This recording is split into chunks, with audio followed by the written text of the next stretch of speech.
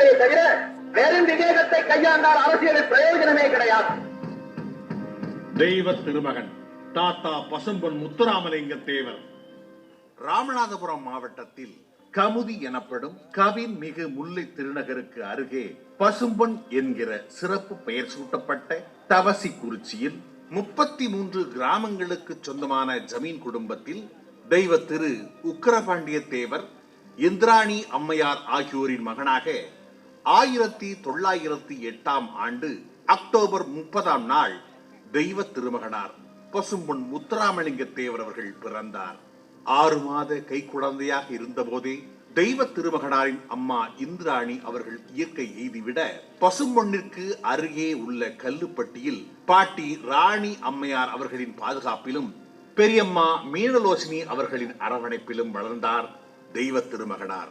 குழந்தை சாமி பிள்ளை அவர்களிடம் கல்வி கற்க தொடங்கி பிறகு கமுதியில் அமெரிக்க மிஷன் ஆரம்ப பள்ளியிலும் பின்பு மதுரை பசுமலை அமெரிக்க மிஷன் உயர்நிலைப் பள்ளியிலும் அதனைத் தொடர்ந்து மதுரை யூசி உயர்நிலைப் பள்ளியிலும் சேர்ந்து படித்தார். ராமநாதபுரம் மகாராஜாவிடமிருந்து அழைப்பு வந்ததால் அவருடைய விருப்பப்படி ராமநாதபுரம் அரசர் உயர்நிலைப் பள்ளியில் சேர்ந்து 6ஆம் படிவம் படிக்கும் போது ராமநாதபுரத்தில் பிளேக் நோய் கடுமையாக பரவியதால் பாட்டி உடனடியாக அவரை ராமநாதபுரத்தில் இருந்து அழைத்து வந்துவிட்டார். இதனால் அவருடைய கல்வி 6ஆம் படிவத்துடன் தடைப்பட்டது. என்றாலும் பின்னாளில் அவர் பேசிய ஆங்கில பேச்சுக்களையும் ஏனைய சொற்பொழிவுகளையும் கேட்டால் இவற்றையெல்லாம் எங்கு எப்படி யாரிடம் அவர் கற்றார் என்று வியக்கும் அளவுக்கு அவரது அறிவார்ந்த உரைகள் இருந்தது குறிப்பிடத்தக்கது.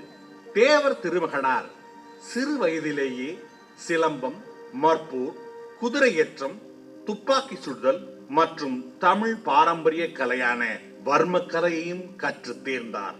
1927ஆம் ஆண்டு சென்னையில் நடந்த அகில இந்திய காங்கிரஸ் மாநாட்டில் ஒரு பார்வையாளராக கலந்து கொண்ட தெய்வ திருமகனார் பரிபூரண சுயராட்சிய என்கின்ற முழுமையான தன்னாட்சி தீர்மானம் நிறைவேற்றப்பட்ட அந்த மாநாட்டில் முதல் முறையாக நேதாஜி சுபாஷ் சந்திர போஸ் அவர்களை சந்தித்து பேசினார். வழக்கறிஞர் திரு ஸ்ரீனிவாச ஐயங்காரை தனது அரசியல் வழிகாட்டியாகவும் நேதாஜி அவர்களை தலைவராகவும் ஏற்றுக்கொண்டார் தெய்வ திருமகனார்.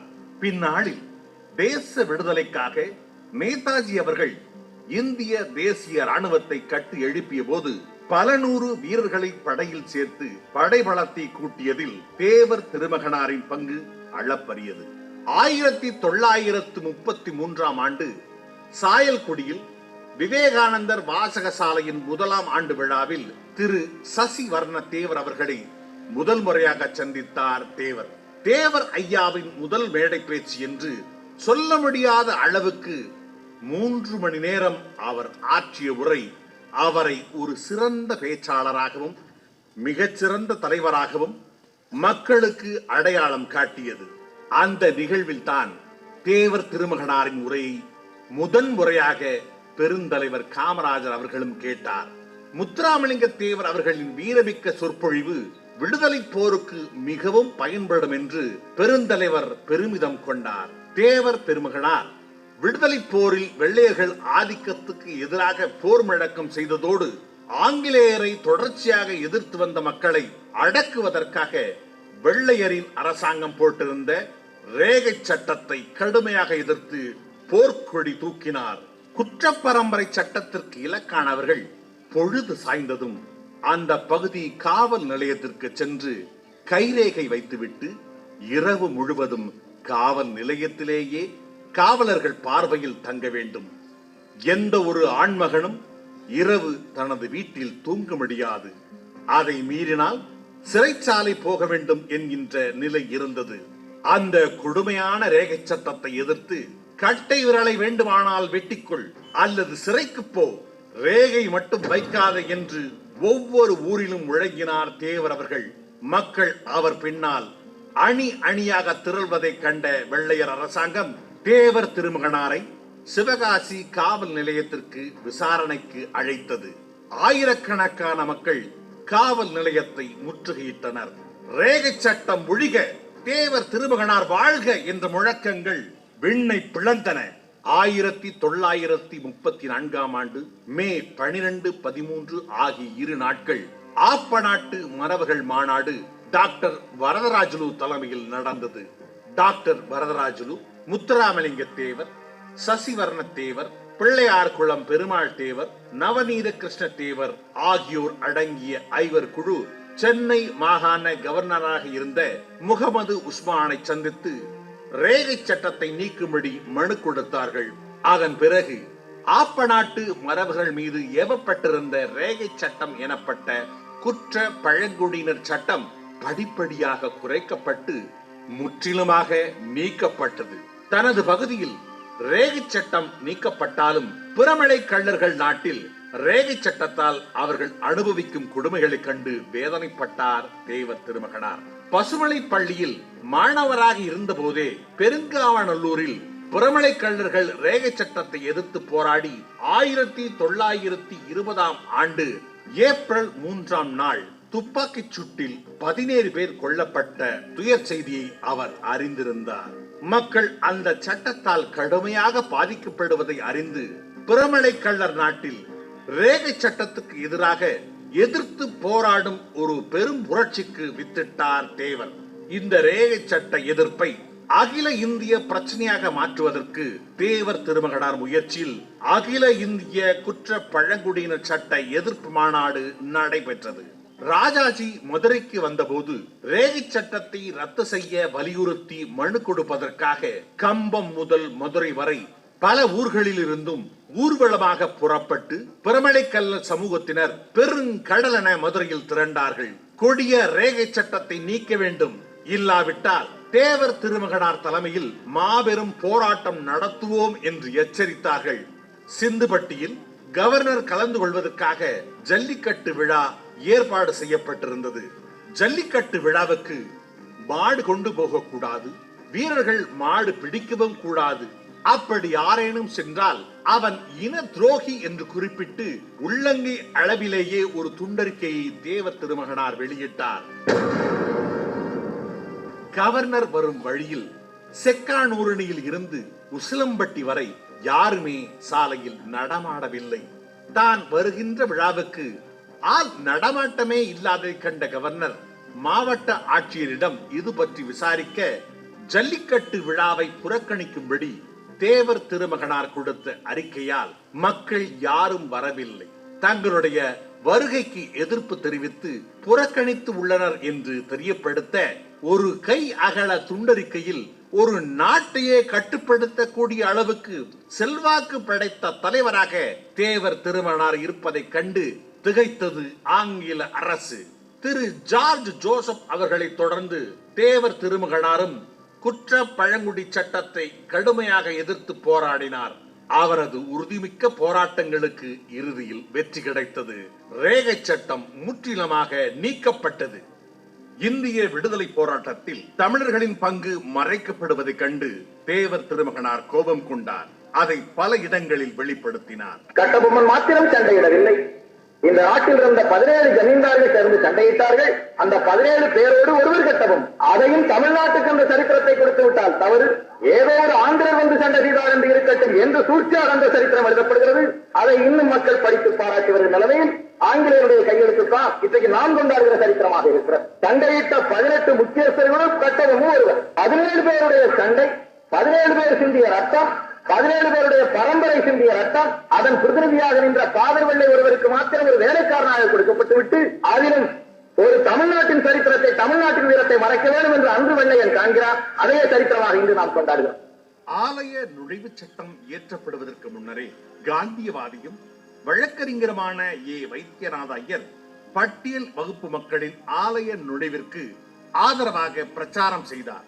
மதுரை மீனாட்சி அம்மன் கோயிலுக்குள் நுழைய விடாமல் தடுக்கப்பட்ட பட்டியலின மக்களுடன் 1939 ஜூலை 8 கோயிலுக்குள் நுழைந்து வழிபாடு செய்ய வழக்கறிஞர் வைத்தியநாத ஐயர் தலைமையில் நடைபெற்ற ஆலய நுழைவுக்கு தக்க பாதுகாப்பு கொடுக்குமாறு ராஜாஜி அவர்கள் பசும்பொன் தேவர் முத்துராமலிங்க தேவர் அவர்களை கேட்டுக்கொண்டார்.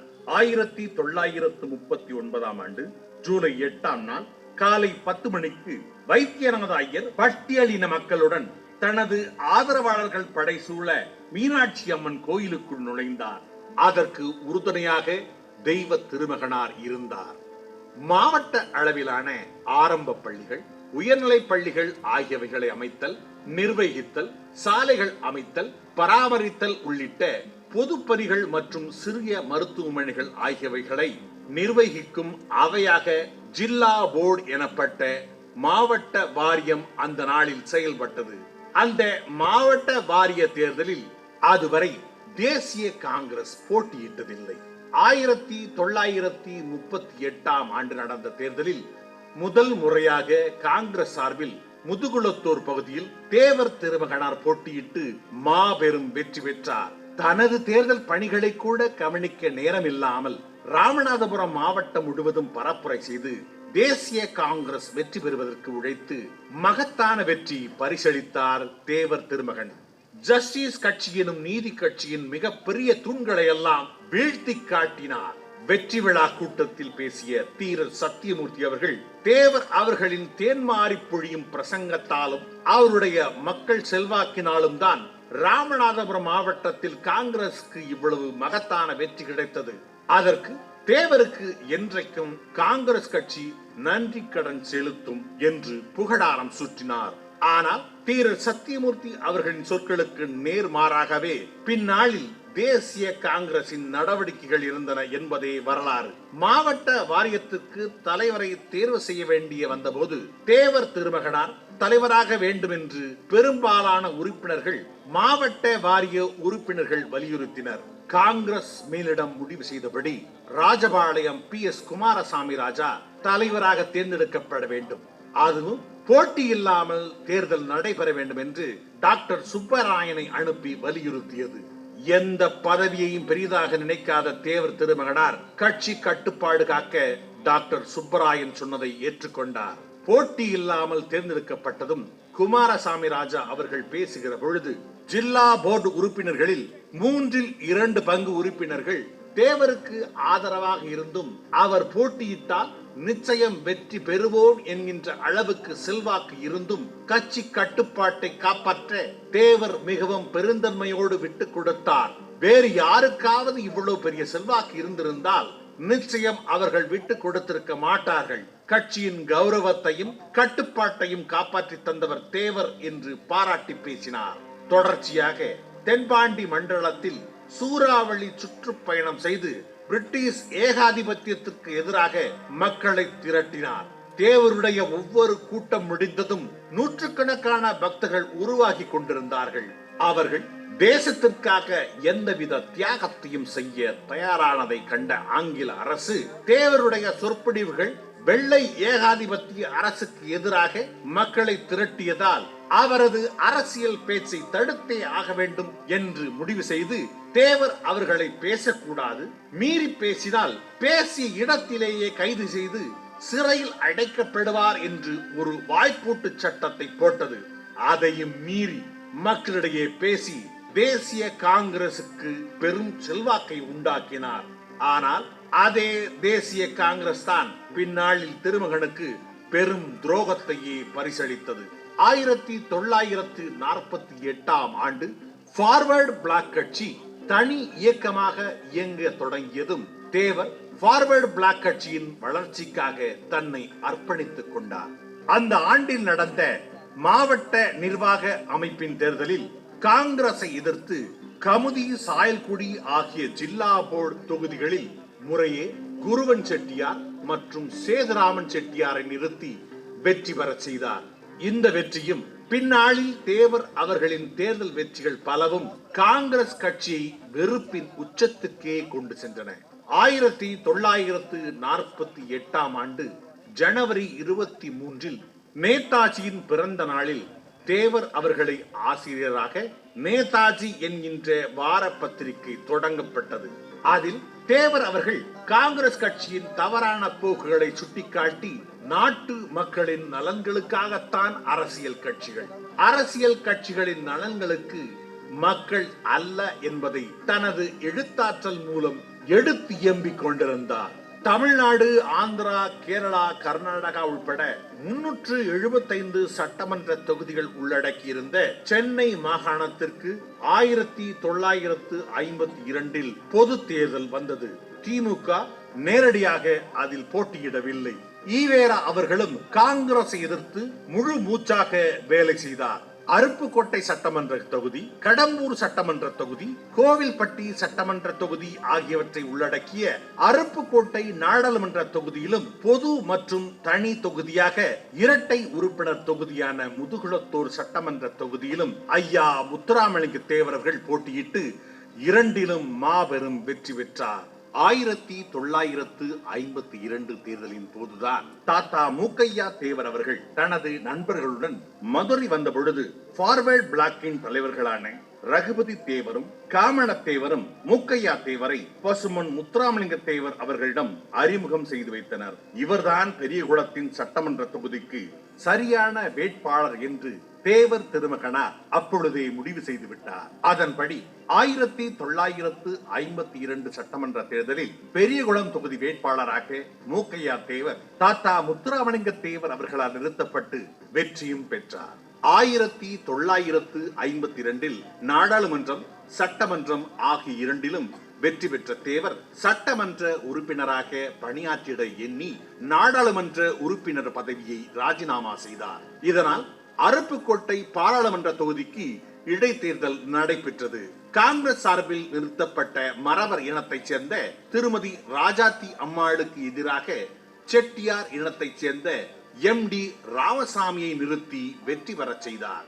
இதன் மூலம் தேவர் சாதிகளை கடந்து தேச நலன் ஒன்றையே குறிக்கோளாக கொண்டு வாழ்ந்தார் என்பது புலனாகிறது. அதே போல அனைத்து மதங்களையும் நேசித்தார் தேவர் திருமகன். சான்றாக சர்வ மதங்களும் இறைவன் என்கின்ற வீட்டுக்கு போகும் வேறு வேறு பாதைகள் தான்.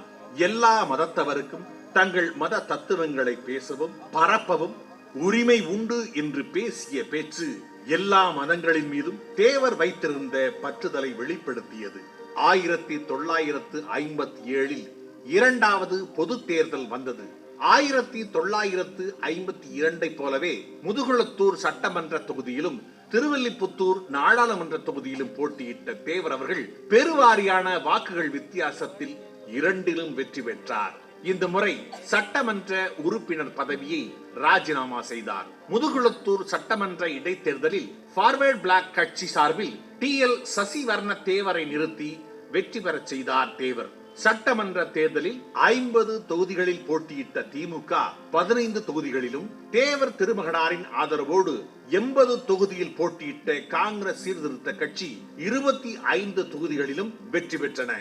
1957 செப்டம்பர் 28ஆம் நாள் காங்கிரஸ் சீர்திருத்த கட்சி இந்திய தேசிய ஜனநாயக காங்கிரஸ் கட்சியாக உருவாக்கம் செய்ய மதுரை தமுக்க மைதானத்தில் மாபெரும் மாநாடு நடைபெற்றது. அதில் பசும்பொன் திருமகனார் பேசிய பேச்சு வரலாற்று முக்கியத்துவம் வாய்ந்தது.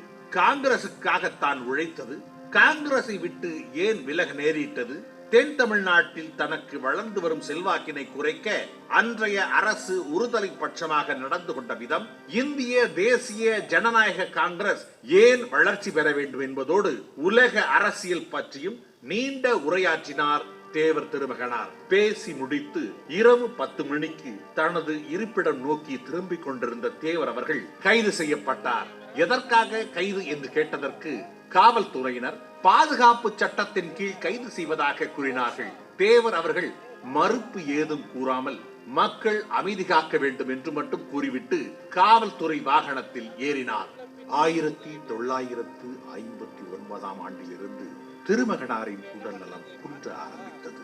மதுரையில் இருந்த திருமகனார் திருச்சி சென்று அங்கு பழம்பெரும் தேசபக்தர் P. ரத்னவேல் தேவர் இல்லத்தில் மேல்தளத்தில் தங்கி ஓய்வும் சிகிச்சையும் பெற்று வந்தார். 1962 பொது தேர்தல் வந்தது. 14/1/1962 தேவரும் ராஜாஜியும் மதுரை தமுக்க மைதானத்தில் ஒரே மேடையில் தோன்றினார்கள். நீண்ட நாட்களாகிவிட்டன.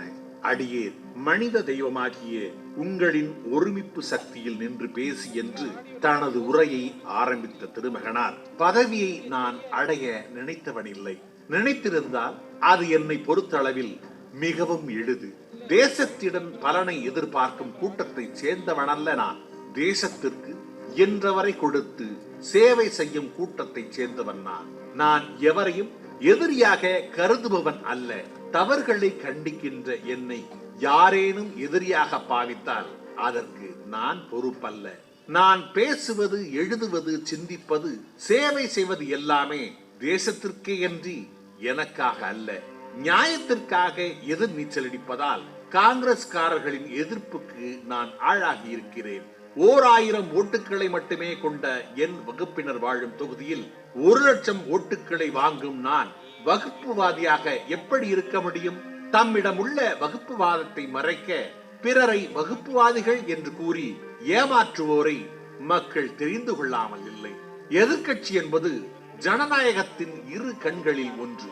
இரு கண்களும் சம சக்தியோடு செயல்பட்டால் அன்றி ஜனநாயகம் வலிமையோடு நடக்க முடியாது. உங்கள் தலைவிதியை 5 வருடங்களுக்கு ஒப்புவிக்கும் ஒரு கடமை அல்லவா ஓட்டு போடுவது? காசுக்காக காத்திருக்காமல் அவரவர் சக்திக்கு ஏற்றவாறு சொந்த பணத்திலிருந்து 2 3 எடுத்து போய் செலவிட்டு ஓட்டு போடுங்கள். அதுதான் நல்ல மக்களுக்கு அடையாளம் என மணிக்கணக்கில் தனது பேச்சாற்றலால் மக்களின் உள்ளங்களை தன்பால் ஈர்த்த தெய்வ திருமகனாரின் கடைசி பேச்சாகவே அது அமைந்தது. ஆம், அதன் பிறகு தெய்வ திருமகனார் இயற்கையோடு கலக்கும் வரை எங்கும் உரையாற்றவில்லை. 1962 ஆண்டு நடந்த பொது தேர்தலிலும் அருப்புக்கோட்டை பாராளுமன்ற தொகுதியில் போட்டியிட்டு தொகுதிக்கு ஒரு நாள் கூட செல்லாமல் பெருவாரியான ஓட்டு வித்தியாசத்தில் தேவர் வெற்றி பெற்றார். தேர்ந்தெடுக்கப்பட்ட உறுப்பினர்கள் 6 மாதத்திற்குள் பதவி பிரமாணம் எடுத்துக் கொள்ள வேண்டும். தவறினால் அவர் தம் உறுப்பினர் பதவி பறி போய்விடும். உடல் நலம் பாதிக்கப்பட்டு அவதிப்பட்டு கொண்டிருந்த திருமகனார் அவர்கள் குறிப்பிட்ட அந்த காலத்துக்குள் பதவி பிரமாணம் எடுத்துக் கொள்ள இயலவில்லை. இருப்பினும் நாடாளுமன்றம் தெய்வ திருமகனார் எப்போது வேண்டுமானாலும் வந்து பதவி பிரமாணம் எடுத்துக் கொள்ளலாம் என்று விதிமுறையையே தளர்த்தியது. தனது மரண சாசனத்தில் தன் சொத்துக்களின் பெரும்பகுதியை தாழ்த்தப்பட்ட மக்களுக்கு எழுதி வைத்தார். அது மட்டுமல்லாது தனது இல்லத்தில் அவர்களுக்கு கல்வியும் கொடுத்தார். இந்த பூமியில் தெய்வ திருமகனார் வாழ்ந்த மொத்த வாழ்நாட்கள் 20,075. இதில் 4,000 நாட்களை தேசத்திற்காக சிறையில் கழித்தார் தெய்வ திருமகனார். அப்படிப்பட்ட தேவர் திருமகனார் 1963 ஆண்டு அக்டோபர் திங்கள் 29ஆம் நாள் அதிகாலையில் மதுரை திருநகர் இல்லத்தில் இயற்கையோடு கலந்தார். அவரது திருவுடல் பசும்பொன்னிற்கு கொண்டு வரப்பட்டு லட்சக்கணக்கான மக்களும் தலைவர்களும் ஆன்மீக பெரியோர்களும் அவருக்கு இறுதி வணக்கம் செலுத்திய பிறகு 1963 அக்டோபர் 30ஆம் நாள் மாலையில் யோகிகளை அடக்கம் செய்யும் முறையில் தெய்வ திருமகனாரின் உடல் அடக்கம் செய்யப்பட்டது.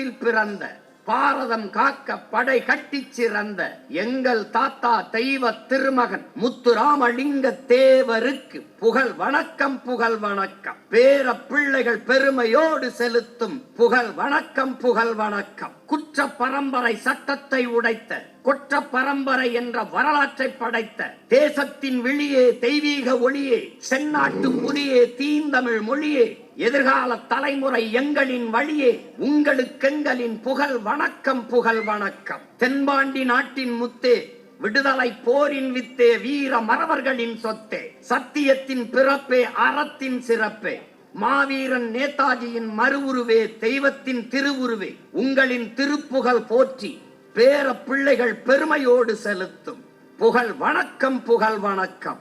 உறுதி ஏற்போம் உறுதி ஏற்போம். தீய அரசியல் ஒழிய தூய அரசியல் மலர கேடு கெட்டப்பன நாயகம் ஒழிய மாண்புமிக்க ஜனநாயகம் மலர உறுதி ஏற்போம் உறுதி ஏற்போம் உறுதி ஏற்போம் உறுதி ஏற்போம். தெய்வ திருமகன் தேவர் பெருமகன் பெருமை போற்றி உறுதி ஏற்போம். உங்கள் மொழியே எங்கள் கீதை உங்கள் வழியே எங்கள் பாதை உங்கள் நினைவை சுமந்து கனவை நோக்கி எங்கள் பயணம். புகழ் வணக்கம் புகழ் வணக்கம். உங்களுக்கு எங்களின் புகழ் வணக்கம். தமிழ்தாய் வாழ்க. தலைவர் பிரபாகரன் வாழ்க. நாம் தமிழர்.